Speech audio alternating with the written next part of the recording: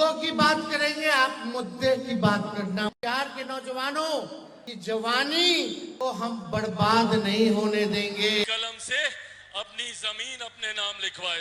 BJP की ऐतिहासिक जीत ने सब कुछ बदल के रख दिया है और आज के इस रिजल्ट के बाद से क्लियर हो चुका है कि बीजेपी एक बड़े भूमिका की नजर में आ रही है, यानी बड़े भाई के नजर में आ रही है।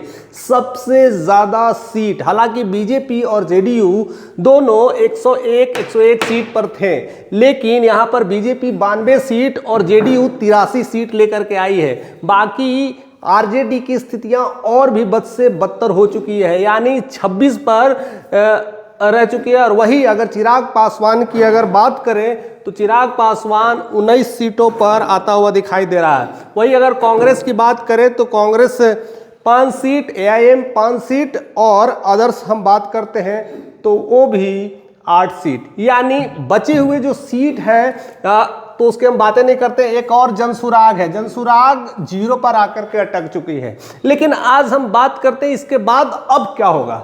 नीतीश कुमार की मुख्यमंत्री की दावेदारी रहेगी कि जाएगी, क्योंकि बीजेपी पूरी तरह से यही प्लानिंग कर रही थी। हालांकि जिस तरह से महाराष्ट्र में खेल हुआ था कि बीजेपी ज्यादा से ज्यादा सीट लेके आएगी तो मुख्यमंत्री अपने ही कमल के बटन से खिलाएगी, तो क्या अब वही स्थितियां होने वाली है? इसके समीकरण को समझने की कोशिश करते हैं। सबसे पहले बीजेपी को देखें तो बीजेपी 92 सीट लेके आई है, तो बीजेपी के साथ उनके हनुमान लोक जनशक्ति पार्टी है जो 19 पर आके रुकी हुई है, तो हम 19 काउंट करके चलते हैं, यानी इतना सीट तो कंफर्म हो चुका है।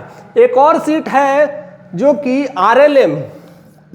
आरएलएम और एक हम की कह सकते हैं, तो हम में यहाँ 5 सीट है, यहाँ पर 3 सीट है, तो आरएलएम का भी सीट अभी कंफर्म लेके नहीं चलते कि मिलेगा कि नहीं मिलेगा, क्योंकि नीतीश के ज्यादा करीब है, नीतीश के साथ पिछले कई सालों से गठबंधन में रहे हैं। तो ये सीट अगर हम जोड़ते हैं तो यहाँ पर होता है 9 2 11 का 1 हासिल 1, यानी 10 1 11 111 सीट।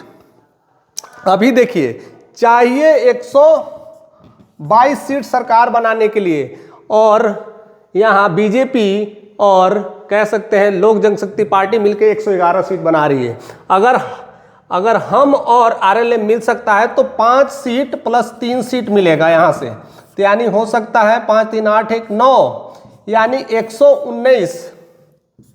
अभी भी 3 सीट की दरकार है, तो बीजेपी चाह कर करके भी मुख्यमंत्री नीतीश को बिना नीतीश के सपोर्ट से नहीं बना सकती। हाँ, एक काम और कर सकती है कि अदर्स में 8 है, यहां से कहीं ना कहीं 2-3 सीट निकाल सकती है, घींच करके ला सकती है और अपने पार्टी में जोड़ सकती है।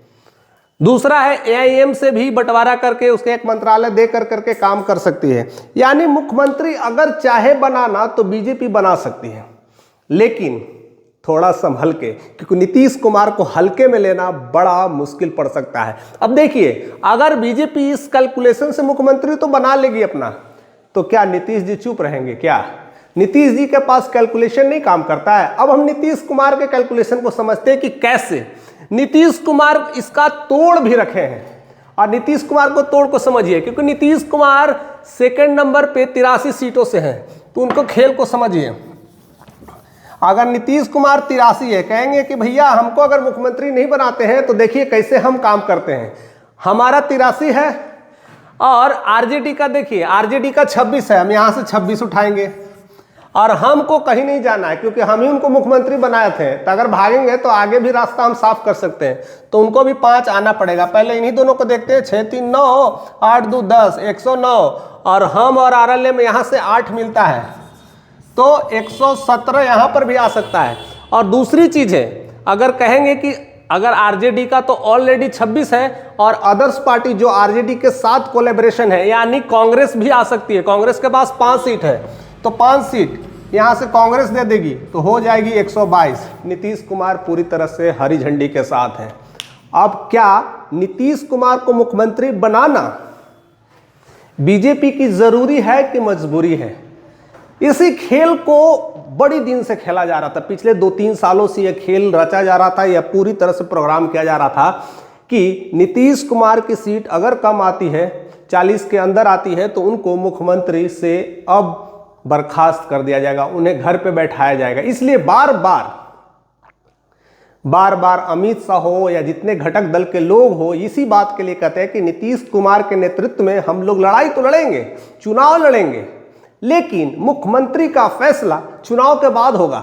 लेकिन इस समीकरण से क्लियर हो जाता है कि भैया नीतीश कुमार ही मुख्यमंत्री बनेंगे, चाहे जो उखाड़ना उखाड़ लो, क्योंकि इस बार नीतीश कुमार की पार्टी मजबूती के साथ बहुत आगे बढ़ चुकी है और ऐसे में उन्हें रोकना अब मुश्किल होता है। दूसरी एक और डर है, अगर आप बिहार में उसे तंग करोगे तो आपको केंद्र में भी वो तंग कर सकता है, क्योंकि उसका एक पाया कहीं ना कहीं नीतीश के सायों से चलता है। तो ऐसे में अब दूसरा कोई ऑप्शंस नहीं बचा, नीतीश कुमार ही बिहार के मुख्यमंत्री होंगे, इसमें दो राय नहीं है। फिलहाल आप क्या सोचते हैं? जिस तरह से भारतीय जनता पार्टी महाराष्ट्र में शिंदे की तरह जो खेल खेली है, क्या बिहार में वही चलेगा? हालांकि तमाम कोशिशें थी, सब कुछ विफल होता हुआ दिखाई पड़ रहा है। अब आज बम्पर जीत के बाद हो सकता है मोदी और अमित शाह पूरी तरह से पटना में उतरेंगे, एक अच्छा मुलाकात होगा और डायरेक्ट इंटरनल मुलाकात के बाद फाइनल नॉमिनेशन सीएम का ऐलान भी हो जाएगा। हालांकि मीडिया चैनल पे ये सब सारी बातें आ रही होगी, लेकिन इस समीकरण से बिल्कुल साफ है कि इस बार भी नीतीश कुमार रहेंगे। और जिस तरह से अपने नाम का पोस्टर्स बनना शुरू हो गया, आज रातों रात पोस्टर्स छप जाएंगे, लग जाएंगे और नीतीश की राह अभी खुली रहेगी। अब देखते हैं 25 से नीतीश में क्या कुछ कर पाते हैं। कहीं भी शंका है तो ज़रूर कमेंट करके बताइएगा। चैनल पर नहीं तो सब्सक्राइब कर दीजिएगा।